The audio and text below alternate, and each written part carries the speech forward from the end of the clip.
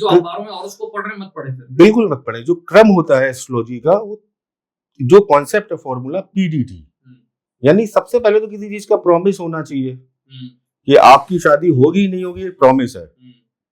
फिर कब होगी, उसके बाद अब अगला प्रश्न आएगा दशा, आपकी दशाएं कौन सी चल रही हैं, 7th हाउस से रिलेटेड दशाएं चलनी चाहिए। फिर दशा के बाद उसको और नैरो डाउन करने के लिए ट्रांजिट लास्ट सबसे आता है। तो ये जो सारा खेल चल रहा है पूरे मीडिया में, ये ट्रांजिट का चल रहा है ना। प्रॉमिस आपका देखा कि आपका आज क्या प्रॉमिस था, आपकी दशा कौन सी चल रही है, केवल ट्रांजिट बेस्ड बता देना कि ये चल रहा था, अब ये हो जाएगा। तो भैया 10 बातें बताऊंगा, 5 ठीक हो जाएंगी, तो उसके लिए एस्ट्रोलॉजी नहीं चाहिए। सिक्का उछालो, 50 बार 50% हेड आएगा, 50% टेल आएगा। 4-5 लाइनें मैंने बताई, वो आपकी भी सही हो जाएंगी। हो सकता है आपका भी आज जीवन साथी के साथ कोई विवाद हो जाए, कोई खोया हुआ पैसा मिल जाए। मैं वास्तु की तरफ बढ़ूं उससे पहले जो आपने एक बात कही थी उस पर आता हूं। एक हॉस्पिटल में एक ही तारीख को एक ही समय पर 4-5 बच्चे पैदा हुए। फिर वही प्रश्न आएगा, जब इनका डेट ऑफ बर्थ डालेंगे तो एक, टाइम ऑफ बर्थ डालेंगे तो एक, और प्लेस ऑफ बर्थ डालेंगे तब भी एक, क्योंकि एक ही हॉस्पिटल में पैदा हुए। बिल्कुल। अब इनका चार्ट और कुंडली कैसे बनेगी? बिल्कुल। अब इनकी चार्ट कुंडली में सबसे पहली जो बेसिक चीज है, दोनों की डेस्टिनी तो सेम नहीं होगी, प्री डेस्टिनी जिसको कहते हैं। उसी अस्पताल में एक आईएएस का बेटा भी पैदा हुआ होगा, हो सकता है एम्स में। उसी अस्पताल में एक ऑटो वाले का भी बेटा पैदा हुआ होगा। अब होगा क्या कि ये जो आया है इनके पास, फैमिली का जो डिसाइड हुई है चीजें, यहाँ से इनकी डेस्टिनी अलग डायरेक्शंस में होगी। लेकिन मान लीजिए कि एस्ट्रोलॉजर के तौर पर इन तीनों बच्चों की कुंडली बनाने की जिम्मेदारी आपके पास आती है और आप ये नहीं जानते कि इनकी फैमिली कैसी है, तब आप क्या करेंगे? तो यहाँ पर फिर भी एक पैटर्न तो रिपीट होगा। अब कोई आईएएस का जो बेटा पैदा हुआ है, वो ज्यादा संभावना है कि विदेश में जाके पढ़ेगा, ये कॉम्बिनेशंस दिख रहे हैं, अपनी डेस्टिनी को ज्यादा बेटर कर सकता है, क्योंकि उसको जो मूलभूत सुविधाएं वो आई थिंक बेटर मिलेंगी। ठीक है, तो आपको ये प्रेडिक्शन नहीं करनी है। कोई भी व्यक्ति ये कुंडली देख के ये नहीं बता सकता कि नरेंद्र मोदी की कुंडली है, कोई भी व्यक्ति ये नहीं बता सकता कि भारत के भावी प्रधानमंत्री की कुंडली है। वो पैटर्न बताएगा कि इसकी कुंडली में दिख रहा है कि 6 लॉर्ड है जो आपका, वो लग्न के साथ लिंक कर रहा है, तो ये स्ट्रगल करेगा, वो पैटर्न्स को बताएगा। अब स्ट्रगल दोनों का अलग होगा। रिक्शा वाले का स्ट्रगल ज्यादा हो जाएगा, अगर आप देखें तो हो सकता है उसको पढ़ने को ना मिले। जो आईएएस का बच्चा है उसका स्ट्रगल उसके मुकाबले में कम होगा, कि हो सकता है कि वो यहाँ नहीं पढ़ पा रहा है डॉक्टरी, तो फादर ने उसको बाहर भेज दिया। तो यहाँ से दोनों की डेस्टिनी तो अलग हो गई, यहाँ पर एक स्ट्रगल दोनों के पार्ट में जुड़ा। जीवन में इनिशियल स्टेज पे कहीं ना कहीं इनके साथ स्ट्रगल जुड़ा हुआ है। अब चूंकि बहुत सारी चीजें हैं जो उनकी फैमिली बैकग्राउंड पे भी डिपेंड करती, कौन कहाँ से कितना उठ के जा रहा है। तो कुंडली इसी विधा को पढ़ने की पैटर्न क्या है इस बार, स्ट्रगल के बाद सक्सेस, सक्सेस के बाद स्ट्रगल। जैसे कि हम बोलते हैं कि एक ही डिविजनल चार्ट पूरी डेस्टिनी डिसाइड नहीं करता, जो कि नॉर्मली लोग लग्न चार्ट देख देते हैं। D1 चार्ट आपका एक तरीके से आपका चंद्रमा अगर बीज है, D1 चार्ट उसका फल है, नवांश उस फल का स्वाद है। तो कुल मिला के इस कॉम्बिनेशन में आप जाइए। त्रिशांश चार्ट हमें ये दिखाता है कि जीवन के अरिष्ट कैसे हैं, इस जीवन में हम कहाँ पर गिरेंगे, कहाँ पर उठेंगे, कौन सा कष्ट देने आया है। शादी के लिए हम D9 देखते हैं, संतान के लिए D7 देखते हैं। तो षोडश वर्ग की जो परिकल्पना है, या जो आपका पराशरी मेथड है, इसके बाद हम जेमिनी मेथड पे जाते हैं, लाइक आत्मकारक, अमात्य कारक, वहां की जो दशाएं, चर दशा, स्थिर दशा, मंडूक दशा, इन सब पैटर्न के हिसाब से एस्ट्रोलॉजी को यही समझना चाहिए कि इसको तुक्के की संभावना, या फिर ये बता देना कि ये व्यक्ति एक दिन भारत का प्रधानमंत्री बनेगा, ये एस्ट्रोलॉजर नहीं बता सकता। एस्ट्रोलॉजर ये बताएगा कि ये व्यक्ति अपने जीवन में, अपने कैरियर में कुछ बड़ा करेगा, कुछ इंपैक्ट होगा, इसका नेम होगा, फेम होगा, क्योंकि उसको एक्टिवेट तो वो अपने पुरुषार्थ से करेगा। हो सकता है कि एक व्यक्ति की कुंडली ऐसी हो, उसमें भी यही सेम पैटर्न है। एक नरेंद्र मोदी की भी कुंडली है, तो जो उस टाइम पैदा हुए होंगे नरेंद्र मोदी के साथ, जो सेम ड्यूरेशन में आप करें, तो ये भी हुआ होगा कि वो अपने कैरियर में हो सकता है किसी आईटी कंपनी के हेड बन गए हो, किसी कॉर्पोरेट में आईएएस बन गए, मतलब टॉप पोजीशंस पे चले गए। तो यहाँ पर पुरुषार्थ तो प्रार्थना है, बाद में आपको उस पैटर्न को चेंज कर सकती है कि आपने कितना एक्टिवेट कर लिया उन चीजों को। हाँ, एक चीज कंफर्म है कि 17 सितंबर 1950 को मेहसाणा में जितने लोग पैदा हुए होंगे, तो उनमें एक पैटर्न आया होगा कि अपने कैरियर में कुछ अच्छा इंपैक्ट करेंगे। सपोज अगर वो शॉपकीपर रहे होंगे, मैं कहता हूँ, और इसको भी आप, वो किसी दुकानदार के बच्चे रहे होंगे, तो उन्होंने बड़ा कोई विशाल मेगा मार्ट टाइप की दुकान खोल ली होगी। मतलब जहां से भी उन्होंने शुरू किया है, वहां से वो टॉप पोजीशन में पैटर्न बताते हैं कि आपके सफल होने की संभावना ज्यादा है। वास्तु पर आते हैं जी, कितना विश्वास आप करते हैं घर बनवाते समय, घर बन जाने के बाद घर में कोई बहुत बड़ी परेशानी आ गई है, किसी वास्तुशास्त्र एक्सपर्ट को बुलाएं, कुछ तोड़फोड़ करें, कुछ बदलाव करवाएं। किसी ने कुछ कह दिया, सुन लिया, आपने वीडियो देख करके तुरंत बदलाव करने आप लग जाते हैं।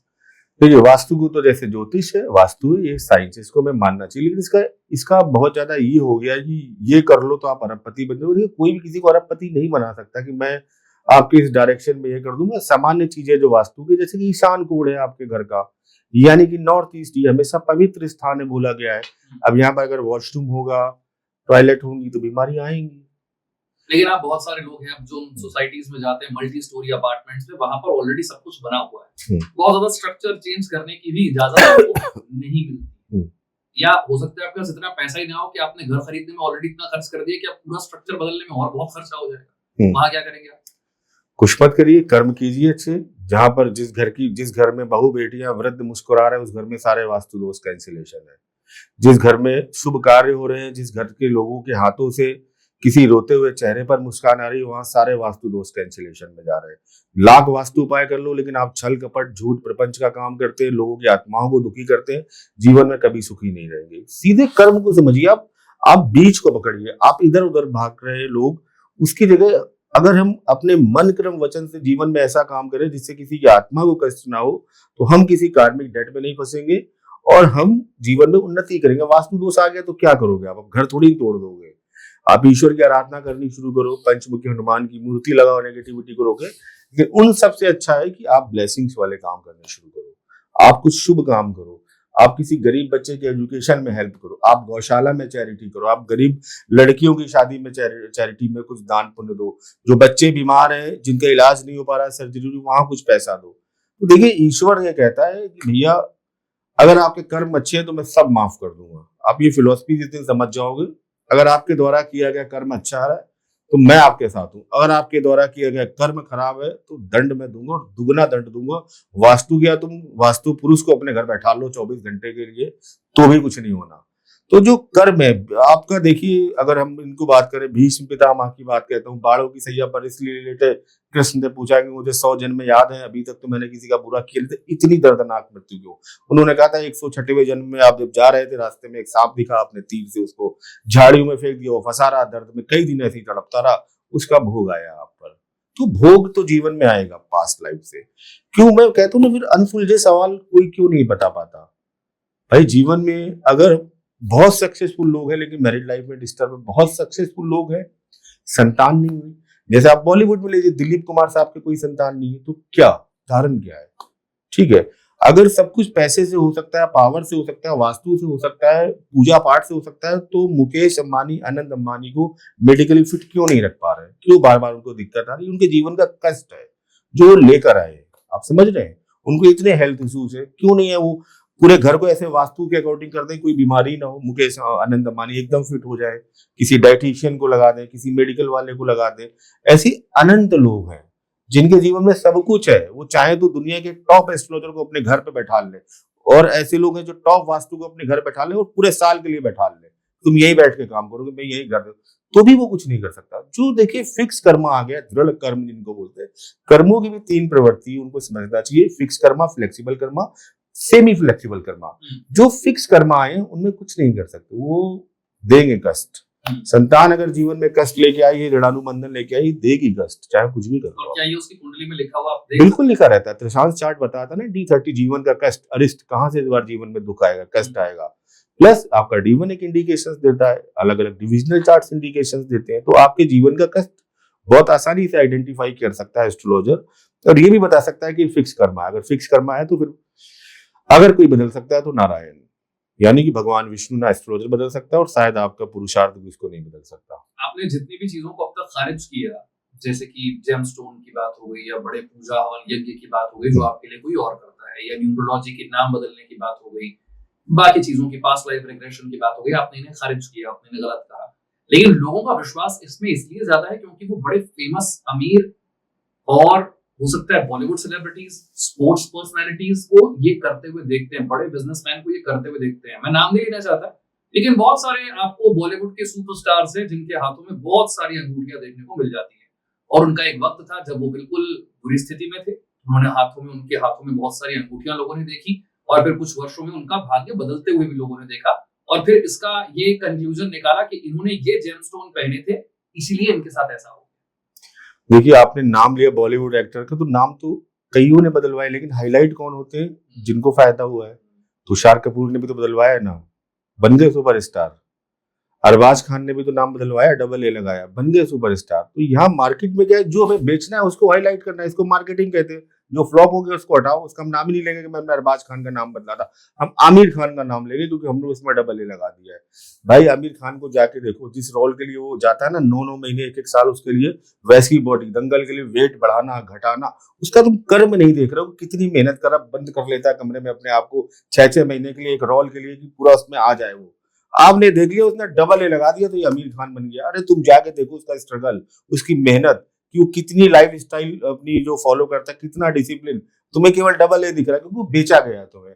तो मार्केटिंग यही कहती है, जो चीज अच्छी दिख रही है उसको बेच दो, लगा दो। 100 में से 1-2 व्यक्ति जो सफल हो गया उसे दिखाओ, आमिर खान। बाकी 99 की बात मत करो। अब फिर मैं भारत के प्रधानमंत्री के लिए कहूंगा, अगर मैं बोलूं कि नाम बदल के कुछ हो सकता है, अगर मैं बोलूं नरेंद्र को जानते हो आप, तो आपको नहीं जानता मैं, कोई नाम चेंज नहीं। अगर बोलूं आप नरेंद्र दामोदर दास मोदी को जानते हैं, तो आप कहेंगे बिल्कुल जानता हूँ, भारत के प्रधानमंत्री है। तो क्या उन्होंने नाम चेंज किया? नहीं, कोई किसी का नाम चेंज नहीं कर सकता, ना कोई इससे फायदा हो सकता। नाम तो बनाया जाता है, तो बड़े बुजुर्ग हमें सिखा गए कि नाम बनाना है, नाम कमाना है। नाम बदल के कैसे आप कुछ पालोगे? नाम कमा के कुछ पा सकते हो। तो इस नाम में पावर कैसे आई? नरेंद्र दामोदर दास मोदी, उनका 35-40 साल का कड़ा संघर्ष, दरी बिछाने से लेके पोस्टर चिपकाने तक, वो किसी ने नहीं देखा। राजयोग सबको आज दिखने लगे जब वो भारत के प्रधानमंत्री बन गया, कि मोदी जी की कुंडली में नीच भंग राजयोग है, चंद्रमा। अरे तुम बताते ना, जब वो दरी बिछा रहा था कि ये व्यक्ति एक दिन भारत का प्रधानमंत्री बनता, तब मैं मानता। अब तो जो सक्सेस है, कुछ भी बता दो आप कि मोदी जी का ये हो जाएगा, मोदी जी का वो हो जाएगा। अरे मोदी जी है, उनके ऊपर ईश्वर का आशीर्वाद है, प्लस उनके अच्छे काम